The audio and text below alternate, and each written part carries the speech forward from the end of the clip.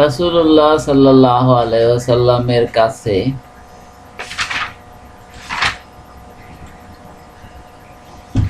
দাজ্জাল সম্পর্কে আলোচনা করা হয়। তিনি বলিলেন, আল্লাহ তাআলা তোমাদের কাছে গোপন থাকিবেন না, অবশ্যই আল্লাহ অন্ধ নন।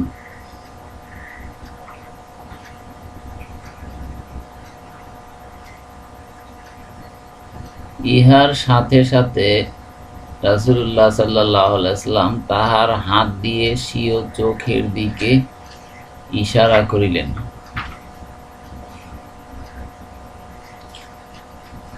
মাসীহ দাজ্জালের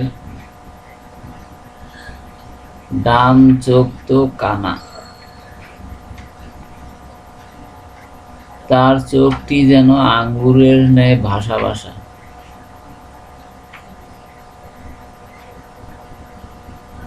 আল হাদিস বুখারী শরীফ, হাদিস নাম্বার ৬৯০৩।